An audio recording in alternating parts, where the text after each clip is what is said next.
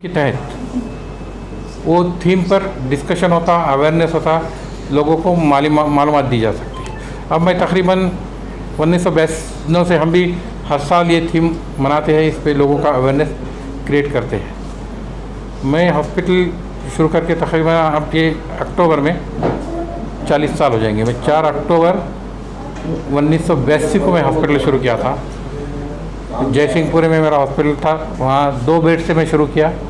आज हमारे पास 70 to 80 bed तक पेशेंट है ये हॉस्पिटल में। मगर सवाल ये है इतने सालों में, अभी जैसा मैं डिस्कस कर रहा था कि मेंटल हेल्थ के जो प्रॉब्लम्स है, अभी इस प्रॉब्लम से लोग वाकिफ़ नहीं हैं, इस कंसेप्ट से भी लोग वाकिफ़ नहीं हैं। तो इसलिए लोगों में बहुत बड़े मसाइल हैं आज भी। इसका सबसे बड़ा एक है कि स्टिग्मा यानी कोई समझता है कि मेंटली इल यानी पागल, मगर मेंटल इलनेस और पागलपन अलग चीज़ है।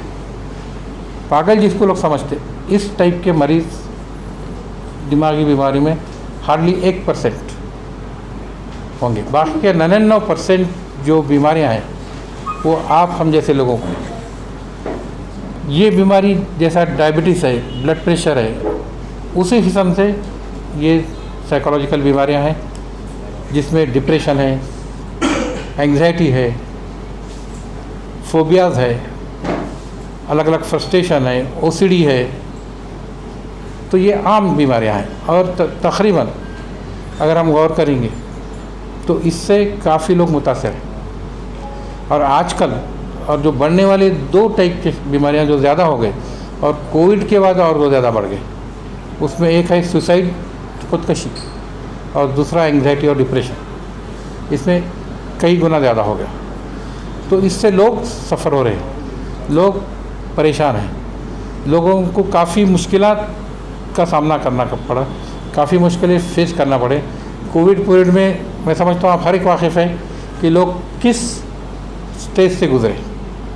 कई लोगों के जॉब गए, कई लोग बच्चों की भी बहुत बड़े प्रॉब्लम इसमें हो गए, स्कूल नहीं जा सके, उनकी तालीम नहीं हो सकी।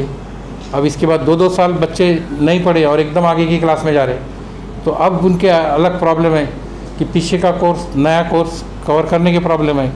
टीचर्स के लिए प्रॉब्लम है कि वो बच्चों को कैसा पढ़ाए। बच्चे लिखना भूल गए, कुछ बच्चे पढ़ना भूल गए। फिर टीचर्स पे भी प्रेशर है, पेरेंट्स पे प्रेशर है, अगर मेरा बच्चा स्कोर नहीं करा तो आगे उसका करियर कैसा होगा। तो एडोलेसेंट और बच्चों में बढ़ने वाले प्रॉब्लम की भी तादाद बहुत ज़्यादा बढ़ती जा रही है। इसमें सुसाइड रेट बढ़ रहे हैं और इसका नतीजा जो हो रहा है, डिप्रेशन, एंग्जाइटी बढ़ रही। डिप्रेशन, एंग्जाइटी बच्चों में बढ़ रही, पेरेंट्स में बढ़ रही, टीचर्स में बढ़ रही, दूसरे वर्कर्स में भी बढ़ रही। और इसका नतीजा क्या हो रहा, मेंटल हेल्थ लोगों की बिगड़ते जा रही। तो मेंटल हेल्थ का इशू, इसीलिए ये दुनिया भर का मसला है, यहाँ का मसला नहीं है, हर जगह दुनिया में, अपने पास ही नहीं, दुनिया में इसका परसेंटेज कहीं ज़्यादा है। सुसाइड रेट कोविड के बाद 25% बढ़ा, डिप्रेशन के 25% बढ़ गए। वैसे भी सुसाइड देखे तो हमारे पास एक स्टैटिस्टिक्स है, हर 40 सेकंड में एक शख्स खुदकशी करता, ये वर्ल्ड का स्टैटिस्टिक्स है।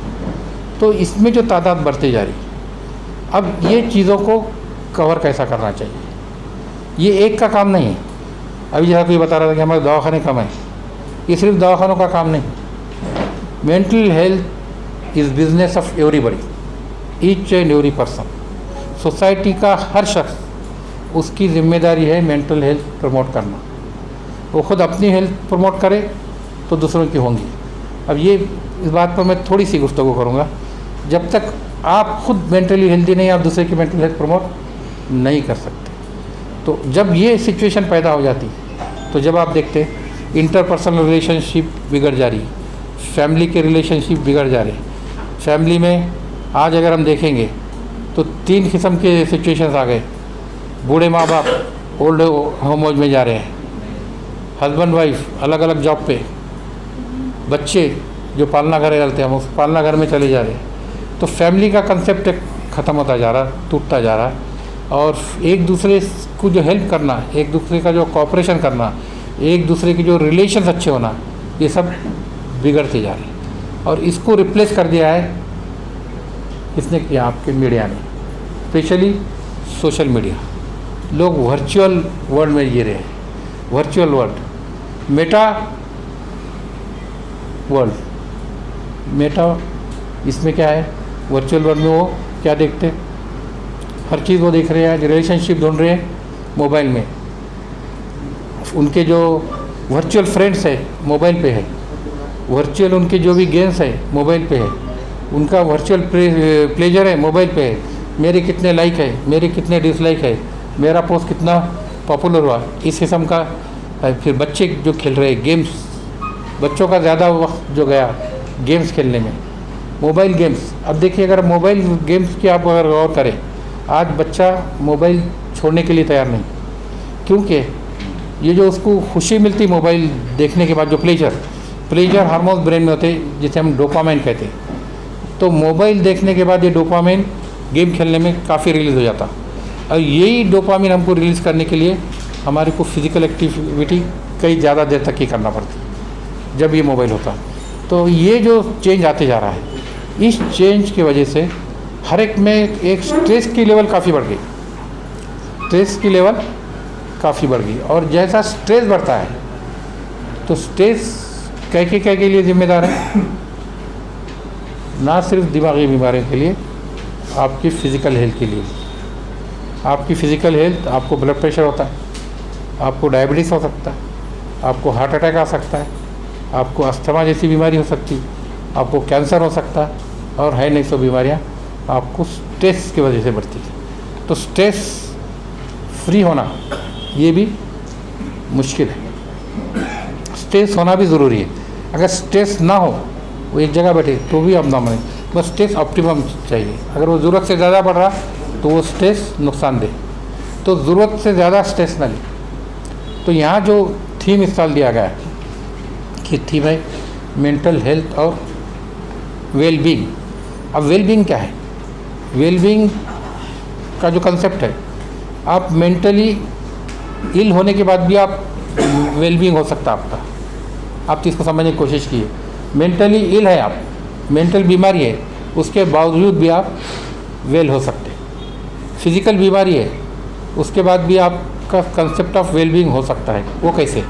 किसी की पैर टूट गया, मगर उसको कॉम्पेंसेट करके उन्हें अपने एक्टिविटीज़, अपना पैशन, अपने रिलेशनशिप, अपने लाइकिंग, ये सब की अगर वो अपने लेवल तक काम कर रहा है तो वो अपने आप को वेल समझ सकता है। वेलबींग के लिए उसकी जो लाइकिंग है आप उसको हैम्पर नहीं कर सकते। हर एक की लाइकिंग अलग हो सकती। किसी को पेंटिंग में इंटरेस्ट हो सकता है, किसी को म्यूज़िक में हो सकता है, किसी को आर्ट में हो सकता है, किसी को पॉलिटिक्स में हो सकता है। तो ये जो इंटरेस्ट है, ये इंटरेस्ट को भी मैं 4 हेडिंग में डिवाइड करता हूँ: बायोलॉजिकल, साइकोलॉजिकल, सोशल और स्पिरिचुअल। और ये चारों एरिया उतने इम्पॉर्टेंट है। फिज़िकल इंटरेस्ट हो सकता तो वो एक्टिविटी कर सकता, रनिंग रेस लोग कर रहे, एक्सरसाइज कर रहे, हर एक उतनी लेवल नहीं कर सकता, किसी की कम, किसी की ज़्यादा। साइकोलॉजिकल भी हर एक के इश्यूज़ कम ज़्यादा। सोशल एक्टिविटी में किसी को इंटरेस्ट हो सकता है, कोई सोशल एक्टिविटी से दूर भागने वाला होता, कोई अकेलापन पसंद कर सकता है, कोई लोग अगर नहीं रहे तो वो परेशान हो जाता, मेरे तरफ लोग होना चाहिए, अगर लोग नहीं तो बेचैन हो जाता। तो ये अब मैं किसी स्पेसिफिक क्लास की बात नहीं करूँगा, एक जनरल बात करूँगा कि आमतौर पे आप देखते लीडरों के पास अगर लोग नहीं आते तो परेशान होते। ये हमारे काफ़ी दोस्त भी कहते कि मुझे लोगों में रहना पसंद है, अगर लोग नहीं रहे तो मैं बेचैन हो जाता हूँ। ऐसे कई लोग मिले कि हम अकेले आए तो फंस जाते। तो हर एक की जो ट्रेड्स है, क्वालिटीज़ है, इसको पूरी तरीके से एक्सप्रेस करने का उसको मौका, और ये डेमोक्रेसी ने दिया, राइट दिया, ह्यूमन राइट्स है, वो कर सकता है। लेकिन इसका इस्तेमाल करने वालों लोगों की तादाद कम है। इससे मुख्तलिफ मसाइल पैदा हो रहे हैं। इसलिए हर इंडिविजुअल से मैं एक बात ज़रूरी है कि उसने अपने आप को पहचानना। अपने आप को पहचानना यानी क्या करना? अपने कैपेसिटी पहचानना, अपने लाइकिंग पहचानना, अपने डिसलाइकिंग पहचानना। तो जब भी वो अपने आप को मेंटली वेल रख सकता है। अगर उसकी लाइकिंग एक है, अगर लाइकिंग के अगेंस्ट वो काम कर रहा है तो वो मेंटली वेल नहीं है। उसकी पैशन है किसी चीज़ में, वो पैशन के लिए काम कर रहा तो वो मेंटली वेल है। अगर नहीं कर रहा तो परेशान है। जो भी जॉब कर रहा अगर उसमें खुश है तो वो मेंटली वेल है। आप अगर पत्रकार इतने आप ये इंटरेस्ट से कर रहे, आपकी लाइकिंग से कर रहे, तो आप मेंटली वेल है। आप किसी मजबूरी से कर रहे तो आप मेंटली वेल नहीं है। मगर अब जब मेंटल वेल का जो कॉन्सेप्ट है, तो इसमें liking, disliking, interest, capacity, potential, ये सबको समझते हुए हर आदमी अपने आप को पहचानना चाहिए। और अपने आप को पहचानने के लिए फिर इशू आता स्पिरिचुअलिटी का। हर एक के लिए फ्रीडम है, हर अपनी स्पिरिचुअलिटी अपने अंदाज से एक्सप्रेस कर सकता है। किसी को किसी के दूसरे में इंटरफेयर करने का कोई ज़रूरत नहीं है, करने की वजह भी नहीं है। जब तक आप अपनी स्पिरिचुअलिटी दूसरे को कोई हार्म नहीं करती, तो आपको परेशान होने की ज़रूरत भी नहीं है। तो स्पिरिचुअलिटी भी अपने को हर एक को एक्सप्रेस करना चाहिए, और उससे आदमी अपने आप को मेंटली वेल रख सकता है। मेंटल वेलबींग उसकी हो सकती है। मेंटल इलनेस यानी कुछ खास बीमारियां हैं, ये बीमारी है तो इल, ये बीमारी नहीं है तो नॉर्मल। जैसा मेंटली हेल्दी है यार, मेंटली इल है। अगर आपको मैं एक मिसाल के तौर पे बता दूं, नींद नहीं आना। अब नींद नहीं आना ये बहुत लोगों का होता, नॉर्मली लगता हमको नींद नहीं आती, हम नहीं सो सकते, तो ये बीमारी कब कहलाई जाएगी? इसके कुछ क्राइटेरिया है। अगर ये नींद एक फिक्स पीरियड जैसे 6 से 8 घंटे से कम है या ज़्यादा है, मगर ये नींद के बाद भी अगर वो अपने आप को हेल्दी समझ रहा, काम कर सक रहा, उसको कोई चिड़चिड़ापन नहीं है, उसके पोटेंशियल बराबर है, तो कम नींद भी उसके लिए नॉर्मल हो जाएंगी। और ज़्यादा सोने वाला भी अगर परेशान है, डिप्रेस है, उसको एंग्जाइटी है, तो ये अब नॉर्मल हो जाएगा। तो नींद का प्रॉब्लम भी एक मेंटल इलनेस का सिम्टम है। जैसा आप एडिक्शन को बहुत लोग मेंटल इलनेस नहीं समझते, शराब पीना, गांजा, ये सब बीमारी है। ये बीमारियाँ क्यों होती है? अब ये बीमारियों में जैसे जिस्मानी बीमारी में वजह है, जैसा डायबिटीज़ है, इंसुलिन कम है, वैसा इन बीमारियों में भी केमिकल्स, न्यूरोट्रांसमीटर ब्रेन में होते हैं। कुछ न्यूरोट्रांसमीटर जैसा डोपामिन है, सेरोटोनिन है, कुछ बीमारी में बढ़ जाते, कुछ में कम हो जाते। तो बढ़ने से और कम होने से ये बीमारियाँ होती हैं। तो ये बीमारी में जब होता है तो ब्रेन में चेंजेस आ जाते हैं। जब ब्रेन में चेंजेस आते हैं तो वो डेफिनेट बीमारी की एक शक्ल ले लेती है। तो साइकेट्रिक बीमारियाँ भी है, बेसिकली ब्रेन डिसऑर्डर्स है, ब्रेन में केमिकल चेंजेस हो जाते हैं। मगर इसका जो असर होता है उसके साइक पे, उसके नफ्सियात पे होता है। अगर किसी के ब्रेन में कुछ ऐसे हार्मोन कम हो गए कि जिससे वो उदास हो गया, डिप्रेस हो गया।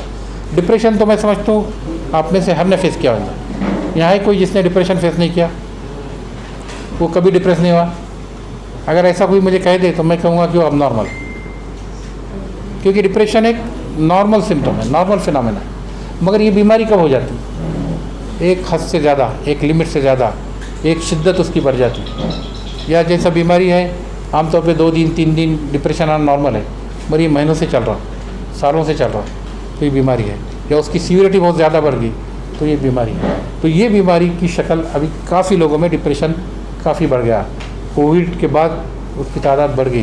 कोविड के वजह से जो मसाइल पैदा हुए उसने भी लोगों को डिप्रेशन में डाला। तो इस लिहाज से ये हो गया इलनेस। और अगर यही नॉर्मल फिनोमेना हो सकता और वही फिनोमेना इलनेस का हो जाता जब वो शिद्दत से बढ़ जाता। वैसे अब इसमें बहुत सारी बीमारियाँ हैं, सोच की बीमारी है। अब इसमें जो सबसे बड़ा हमारे समाज में जो मसला है साइकेट्रिक बीमारी का, आज भी समझने का, बहुत से लोग इसे क्या समझते हैं, क्योंकि इसके सिम्टम कुछ ऐसे हैं, कान में आवाज़ आना, आँखों के सामने नज़र आना, भी हेलुसिनेशन से। पर लोगों में क्या फ़हम है उसके ताल्लुक से, किसी ने कर दिया, जादू है, जिन है, भूत है, प्रेत है, आत्मा है, तो इसलिए जाने का परसेंटेज कहाँ बढ़ जाता? बाबा लोगों का नहीं। और इसमें लोगों को बेवकूफ़ बनाने वालों की तादाद बहुत ज़्यादा है। इस पर मैंने काफ़ी मुसलसल काम किया, मेरे काफ़ी आर्टिकल भी आए, मैंने इस पर एक किताब भी लिखी, जिन, जादू या नफ्सियाती अमराज कुरान हदीस की रोशनी में। इसका वर्क मेरे पास नॉन मुस्लिम पेशेंट भी आते, उनमें भी काफ़ी यही है कि ये बाबा करने गया, वो बाबा करने गया, 3-3, 4-4 साल वो बाबा करने टाइम वेस्ट करते, बीमारी बढ़ जाती, और उसके बाद फिर यहाँ इलाज को आते, 10-15 दिन में वो ठीक होती। तो ये जो वजह है, क्योंकि ये बीमारी है और ये बीमारी का इलाज करना चाहिए, लोगों को आज भी पता नहीं। तो इसलिए ये बीमारी के बारे में अवेयरनेस ज़्यादा होना चाहिए। ये बीमारी पैदा होती दिमाग में केमिकल ट्रांसमीटर या फिर और दूसरे भी चेंजेस है, पर एक मैं आपको एक चीज़ बताया कि ये ट्रांसमीटर के चेंजेस की वजह से होती। फिर इसमें साइकोलॉजिकल फैक्टर्स होते हैं। साइकोलॉजिकल फैक्टर स्ट्रेस है। स्ट्रेस जैसा मैं आपको बताया कि जिस्मानी बीमारियों को भी बढ़ावा देता, वैसा ही साइकोलॉजिकल बीमारियों को भी बढ़ावा देता। तो इसलिए हमको ये मसाइल को समझना बहुत ज़रूरी है और ये लोगों तक पहुंचाना ज़रूरी है कि ये बीमारियों का इलाज होता, सही इलाज होना चाहिए और इसका इलाज हर लेवल पे होना चाहिए। हर लेवल पे यानी इसमें इन्वॉल्वमेंट कौन है, इसके स्टेक होल्डर कौन है, हर शख्स है। ये बीमारियों को प्रिवेंट करने के लिए हर ऑर्गेनाइजेशन, हर इंस्टीट्यूशन को काम करने की ज़रूरत है। ये जो ग्लोबल कंसेप्ट का थीम दिया गया है, तो हर वर्क प्लेस पे मेंटल हेल्थ के लिए वर्कशॉप हो, हर वर्क प्लेस में ऐसा हो। आपका चाहे वो प्रेस हो, आपका वो लीगल सिस्टम हो, आपका जुडिशरी हो, हेल्थ सिस्टम हो, आपका रेवेन्यू डिपार्टमेंट हो, आपका पुलिस डिपार्टमेंट हो, हर को इन बीमारियों से वाकिफ़ होना ज़रूरी है। एक तो ये स्ट्रेस की वजह से बीमारियां होने की तादाद बढ़ती जा रही, तो इसलिए इसका अवेयरनेस हर सेक्शन में होना ज़रूरी है। उसके बाद दूसरा, इसके अवेयरनेस के बाद इसको रोकने के लिए हर स्टेज पे वो स्टेप्स लिए जाना चाहिए ताकि ये बीमारी आगे ना बढ़े और बीमारी अर्ली स्टेज में डिटेक्ट हो। और अर्ली स्टेज में जब डिटेक्ट होती है तो उसमें जो मुख्तलिफ़ ट्रीटमेंट मोडालिटीज़ है, एक काउंसलिंग है, एक साइकोथेरेपी है, एक मेडिसिन है, उसके आगे जाके हम जिसको आमतौर पे कहते हैं इलेक्ट्रोकन्वल्सिव थेरेपी है, जिसको जिसकी ज़रूरत है जे लेवल पे उसको मिलनी चाहिए। तो इब्तदाई स्टेज पे इसकी शुरुआत हर घर से होना चाहिए, हर इंस्टीट्यूशन से होना चाहिए, हर इदारे से होना चाहिए। और अब मैं घर से जो बात कर रहा हूँ कि वहाँ पर जो ट्रेनिंग होती है, उसको जो तालीम दी जाती है, उसका जो कल्चरल बैकग्राउंड है, रिलीजियस बैकग्राउंड है, उसका जो इकोनॉमिक बैकग्राउंड है, उसका सोशल बैकग्राउंड है, ये इस सबको कंसिडर करते हुए उसको अपने खुद की, अपने फैमिली की, अपने कम्युनिटी की, अपने कल्चर की मेंटल हेल्थ के लिए एक्टिविटीज़ ऑर्गेनाइज करनी चाहिए। ये इसका थीम है। इसके लिए वेस्टर्न में काफ़ी एक्टिविटीज़ हो रही है, हर जगह एक्टिविटीज़ चालू है, ये दुनिया भर में चालू है।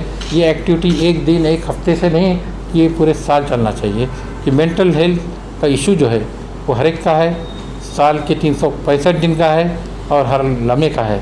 तो क्योंकि अब कि मैं लम्हे का इसलिए कहा कि सुसाइड जैसी जो बीमारी है वो सिर्फ एक लम्हे का मसला होता है। जो ख्याल आता उसमें इतना ख़तरनाक ख्याल आता और जो केमिकल ड्रॉप हो जाते, अगर वो लम्हे में उसे सपोर्ट मिल जाए तो उसका जो सुसाइड करने का एक्ट रुक जा सकता है। और बहुत सारी सुसाइड इसी वजह से होते हैं कि उस लम्हे में उसको जो सपोर्ट मिलना चाहिए वो नहीं मिलता। बाकी उसकी बीमारी का इलाज तो लंबा चलता रह सकता है, लेकिन उस लम्हे को बचाने के लिए हमको ये भी लोगों को मैसेज देना चाहिए कि अपना स्ट्रेस, अपना तनाव अपने दोस्तों से, अपने रिश्तेदारों से, करीबी लोगों से उनको डिस्कस करना चाहिए। उसको अंदर जितना रखेंगे तो उतना बढ़ता जाएंगे। इसलिए इस पर डायलॉग होना चाहिए, इसलिए हर एक को समझना चाहिए, हर ग्रुप को समझना चाहिए।